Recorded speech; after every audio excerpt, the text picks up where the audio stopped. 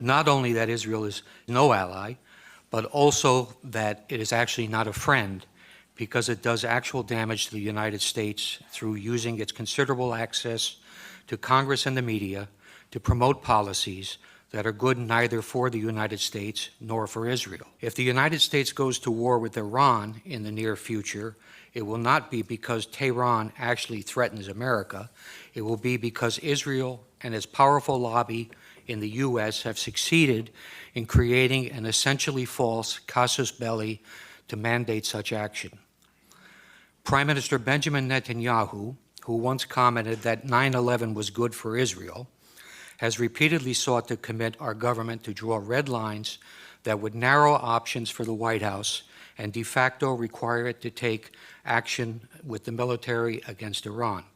Congress is meanwhile advancing legislation that would commit the United States to intervene militarily in support of a unilateral Israeli attack, meaning that Israel could easily be empowered to make the decision on whether or not the U.S. goes to war.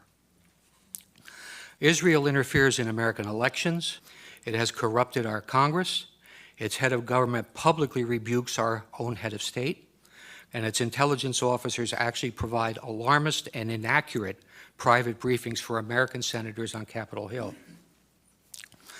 I also would not doubt that Israel, accustomed to behaving with impunity towards its alleged friend and patron in Washington, might manufacture a pretext to draw the U.S. into a new conflict, something reminiscent of the Lavon affair in Alexandria, Egypt in 1954, or the false flag attack on the USS Liberty in 1967. In short, Israel has no reluctance to use its enormous political and media clout in the U.S.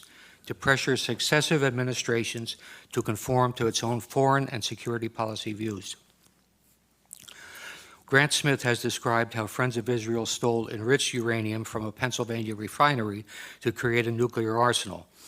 More recently, we have learned how Arnon Milchan, a Hollywood producer born in Israel, arranged for the illegal purchase of 800 nuclear triggers. Milchan picked up an Oscar last Sunday without any interference from the FBI. Israel, which relies on Washington for billions of dollars in aid and also for political cover in international fora like the UN, does not spy discreetly, largely because it knows that few in Washington will seek to hold it to account. Israel, where government and business work hand in hand, has obtained significant advantage by systematically stealing American technology with both military and civilian applications. The U.S.-developed technology is then reverse engineered and used by the Israelis to support their own exports. Israel has sold advanced weapon systems to China that are believed to incorporate technology developed by American companies, including the Python 3 air-to-air missile and the Delilah cruise missile. There is evidence that Israel has also stolen Patriot missile avionics to incorporate into its own Arrow system, and that it used U.S. technology obtained in its Lavi fighter development program to help the Chinese develop their own J-10. Israel always features prominently in the annual FBI report called Foreign Economic and Industrial Collection. The 2005 report states, Israel has an active program to gather proprietary information within the United States. These collection activities are primarily directed at obtaining information on military systems and advanced computing applications that can be used in Israel's sizable armaments industry. It adds that Israel recruits spies, uses electronic methods, and carries out computer intrusion to gain the information. A 1996 Defense Investigative Service report noted that Israel has great success stealing technology by exploiting the numerous co-production projects that it has with the Pentagon. It says, placing Israeli nationals in key industries is a technique utilized with great success. A General Accounting Office examination of espionage directed against American defense and security industries described how Israeli citizens residing in the U.S.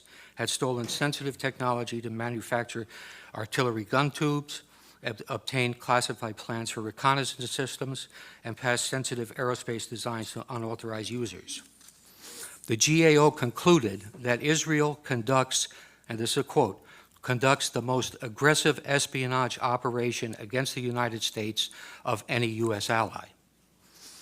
In June 2006, a Pentagon administrative judge overruled an appeal by an Israeli who had been denied a security clearance. If you can imagine that, an Israeli with a security clearance at the Pentagon.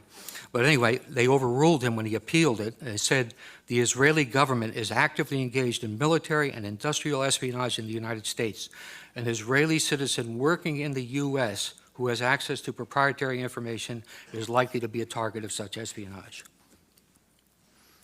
More recently, FBI counterintelligence officer John Cole has reported how many cases of Israeli espionage are dropped under orders from the Justice Department. He provides a conservative estimate of 125 viable investigations into Israeli espionage involving both American citizens and Israelis that were stopped due to political pressure.